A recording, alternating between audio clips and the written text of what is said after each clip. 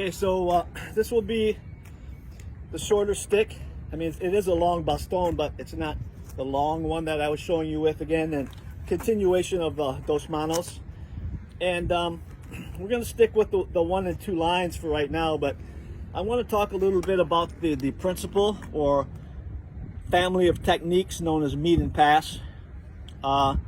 Remember that if you crash it, okay, that you have a better chance of passing it because it'll make the guy's natural reaction to resist the crash. All right, but if you yield to it, again, basically remember that the crashing was stepping into it and that the yielding was the use of the lateral triangle. So if you yield to it and it creates space, he probably would have already retracted it or gone into other combinations. All right.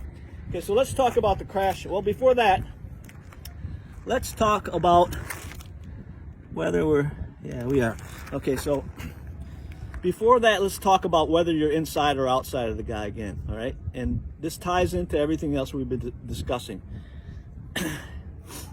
When I'm on the inside of the attack, okay, I don't want to remain on the inside of the attack. Okay, because I have the entire other side of his body that he can use to attack me. All right? So it makes sense that if I have the opportunity and he provides the energy to where I crash, okay, that I meet and pass and end up on the outside. All right?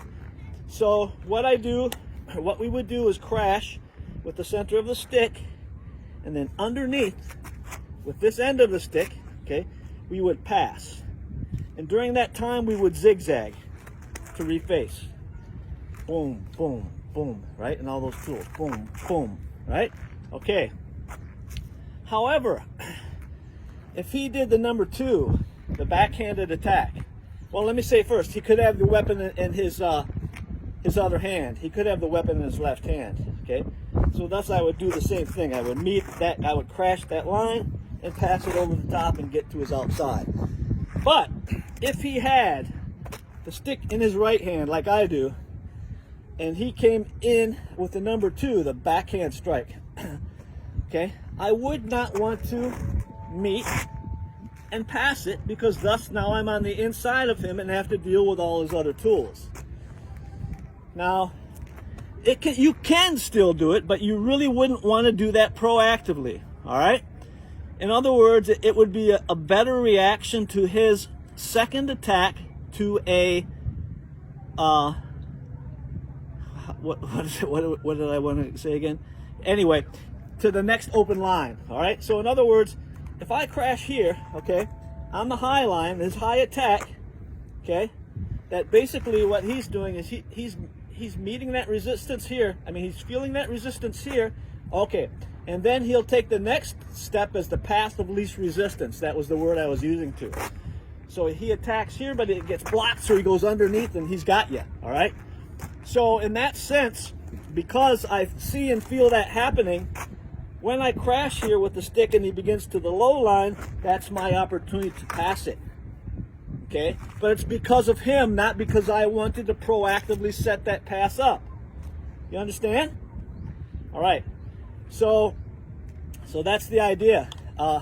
If it's on the backhand side, if he attacks with the backhand and I crash it, but he attacks me low on the next one, then I would go ahead and pass it and do the follow-ups.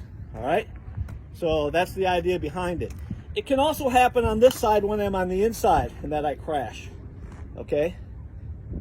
So I'll give you the offensive guy's point of view. He crashes and blocks my stick, and then I follow up on the path of least resistance and I beat him. Okay? So right away you're seeing that dual relationship, the whole yin-yang thing, right? And that's what you're looking for in all of this instructional, all right? So again, I attack him on the high line, but he comes in and jams it up on this side. So I said, okay, boom, and I still have him. All right? So again, the idea, crash, meet and pass, follow up.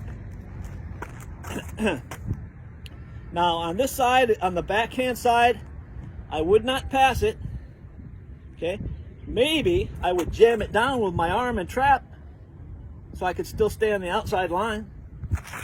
Okay, but I would not meet and pass it because I expose myself to more tools. Okay, all right, so there's a little principle-based understanding, and this is what I practice and teach throughout all of the curriculums. And so this is the kind of thing you should be looking for throughout the subjects that we're addressing. All right? Okay, hasta mañana. Push-ups and stretching.